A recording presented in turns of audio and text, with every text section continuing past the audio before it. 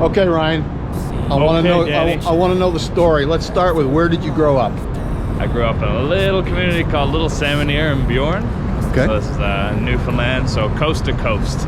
Newfoundland. So very cool. Drive east until you plump into water, enjoy your polar dip, and then get out of the water and you're where I live.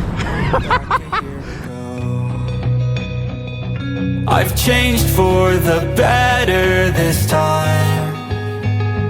I thought I would never. What was your name? Alexa. You're going to be on the YouTube. Advisor Danny. Advisor. And today we are with Vancouver's #1 bartender. Bravo. How you doing? Nice to talk to you. Sorry for the mix-up here. No. You know what happened? You were chatting with people up there. I sat beside you. And Did you I kind really? of like dozed off. I was taking in the sun, just enjoying life. I came here, I thought, where is he? Then I looked at my phone, the display was gone. You know how sometimes you do something with the buttons or the whatever, and I looked, I said, is it busted? So I went to the little girl over there and the guy and said, hey, you guys know how to get the screen back? Because it was right at the time when I'm trying to see if you'd mess it. Okay, Ryan, I want to know. I want to know the story. Let's start with, where did you grow up? I grew up in a little community called Little Salmonier in Bjorn. Okay. So this is Newfoundland, so coast to coast. Newfoundland. So very cool. Drive east until you plump into water, enjoy your polar dip, and then get out of the water and you're where I live.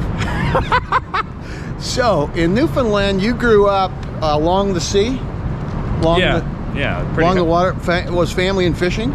Yes, yeah. Okay. My grandfather was a fisherman for, what, 40 years, still fishing. Okay. Mom didn't do that. She followed a different path. My other side of the family worked on beautiful boats like this. Building, fixing.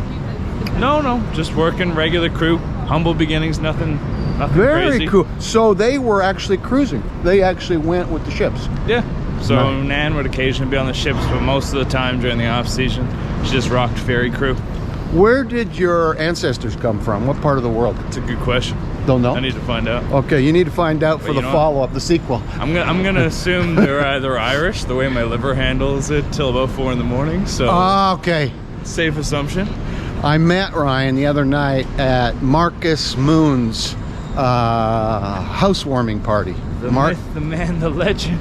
He is a composer. He is the owner of Canada's #1 online platform for selling juice machines. It's called juicerville.ca. 2 YouTubes you can go see right now at Advisor Danny. Skies,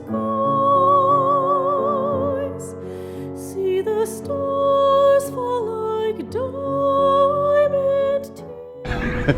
But today, we're talking to Ryan. Ryan and Marcus met, became friends. We got to meet because of that meeting. And it was beautiful. And it was magic.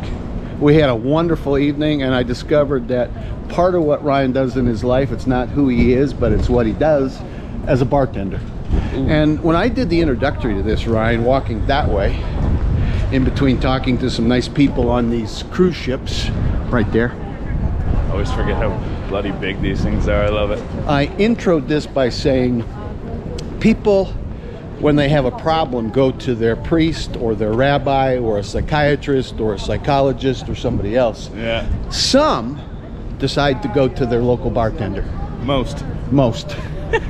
So when did the bartending thing start for you, and why?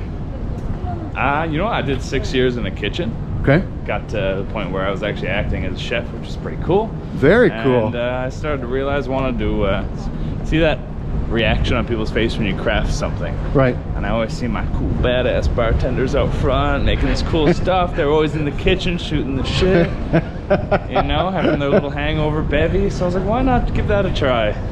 And as my old man said, I had the gift of gab, always talking, so it just worked.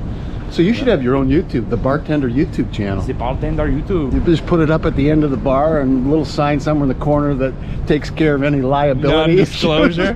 When you come into here, chances are you will be filmed for my YouTube channel. Otherwise, leave now. And it's in some kind of hieroglyphics in the corner behind a potted plant. I would love that. Yeah, just a waiver when you sign. Okay. The no-tip waiver. So you were in the kitchen for 6 years. You became a chef. You went into bartending because you like to create and see the looks on people's faces Yeah, when you man. do something fun. I wasn't thinking much else when I was 20. So over. Keeping it together. Okay, the training consisted of what? I mean, for bartending? Yeah. Learn to pour a beer. And then learn to put alcohol in a glass with some ice. And Slowly grow. did you develop a signature drink? I don't know. One that you would say, this is a recipe that if we could patent it, we would. Oh my God. I feel like any bartender would say no to that because Nothing new? Nothing after original? the 80s, nothing crazy new happened. Fancy new procedures, a little bit extra citrus, but I mean, you're just playing on the old classics, man. And yeah, you've won a few competitions back home, but you're always just having fun, drinking with friends. A little serendipity happens, you know. A little mistake turns into something great. The thing I liked about you, Ryan, the other night when I met you was I made some comment about fake it till you make it and said, no, you don't need to do that. You can be real. I took that to be a pretty good indicator that you are actually an authentic person. I try to be. That you're real. What you see is what you get. Yeah. And that attracts like-minded real people and some fluff along the way. Yeah, well, you see through the fluff after a while, man. I think like anybody, I've spent enough of my time bullshitting my way through, and I just decided one day, why do that anymore? Let's zero in on intrigue. It's like most intriguing story I've heard across the bar. Sure. I don't know. Somebody having a great conversation with a chap once. He was talking for about 30 minutes about his uncle's breakdown because he was in the KGB for 40 years and he thought he was doing a good thing, and he had a realization at 60 that he's like, oh wow, I did some bad things. So he discovered, And I just sat there and nodded. and the lights went on, Well, he discovered this. I was like, okay. and it sounded genuine. It didn't It sound was. like he was concocting a story or anything. He was just coming to a discovery about, It made me a believer. yeah? Yeah. What's the most bizarre, strange question somebody's asked you? For help. They came in, you know, they were under the weather. Could be a regular, could be somebody you met for the first time. They come up to the bar, they're going to have a drink. You engage, you're talking, and then they say something to you about fixing their life, about fixing a problem, about you can do no wrong. You're the bartender. That's a good question. Nothing come to mind? So many. I don't know what's appropriate for your YouTube Oh, channel. well, that's family friendly. Okay. And everything gets edited. We chop this down and we'll make a 10-minute or so out of it. I like And it'll that. be legacy that you'll have the rest of your life. You know what? It's actually probably, you know what, family friendly. I had a guy come up to me recently and he was mid-divorce, but he had this beautiful, beautiful glow to him. And he was a guy, early 50s. And 2 kids, you know, just went through the separation. He's smiling. I was like, well, you seem like you're in good spirits. He says, well, it's like after I'd had my pity party and I loved all this stuff. And I like hated on the separation. He was like, I started to realize like seeing the kids once a week isn't half bad. He's Right. like, I've got work-life balance for the first time in 30 years. Balance, I like that. And he asked me, he's like, what I think about it. I was like, well, I've been through a bad separation as well. And honestly, after the pity party ended, man, life got pretty good too. And you know what? It's just, hey, good or bad, it's your choice. Make the choice for good and you're gonna be good. So people coming in, good sitting lad. down, they've been through something traumatic, and maybe it's not as much asking for you to fix something as it is just to be able to speak to somebody that takes an interest or listens to what they're going through, and we'll pour them the next drink. Well, at the end of the day, I always love the idea that everybody has all the answers in a book that you've never read and it's just inside. And you need somebody that has 2 ears and 1 mouth and uses them accordingly. Absolutely. So just listen, Yeah. and that's the best way to get through somebody's problems, Yeah. I think. So you're kind of a Tom Cruise persona. I would hang off the side of an airplane, most definitely. Well, the way you were throwing those gin canisters in the air the other night, I mean, I thought this guy's got the skills. And he listens, he talks, he engages, he's very professional. You know, he's got it all. He's the package. He's the bartender package. So For now, you are So nice. Vancouver's #1 bartender. In your books. I love that. Yeah, it's in my books and it's in the YouTube. This is an official YouTube channel. Oh my God. You know what? Anybody coming to Vancouver need to realize there are hundreds of very skilled and amazing humans in this profession. Doing all Awesome. kinds of other things. Crazy but stuff not here. #1 bartender. Let's see if we can get somebody up. commenting about this. Okay, now If there's haters in the comment section, we're doing something right, Danny. what's the worst thing about being a bartender in Vancouver? I don't really know. I mean, You like going to your job, or is it? I a like drug? going to work. I love Every day? everybody. It's always interesting. You're open-minded. It's not so bad.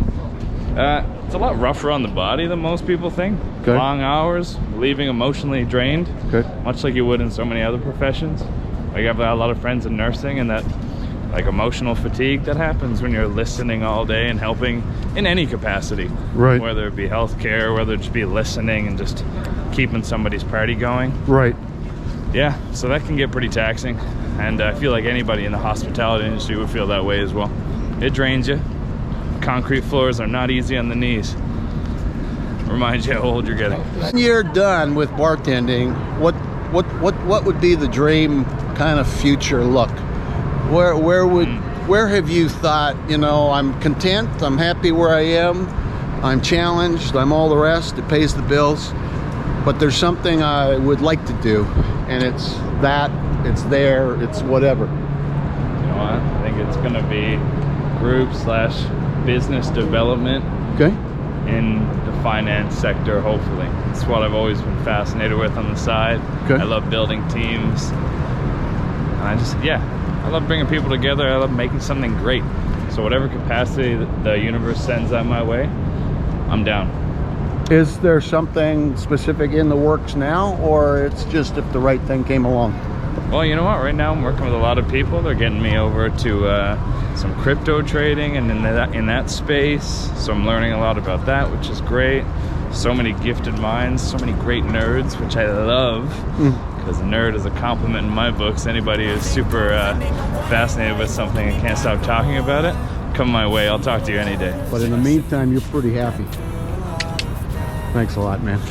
Love you, Danny. Hey, Ryan, thank you for sharing a little bit of slice of life with the people watching, whoever you are. Be inspired, hey, and go see Ryan. He's playing nightly at the Social? Per se Social Corner. Per se Social Corner. He's a good man. Street. Rock it out. Thank you. See you soon. Dude.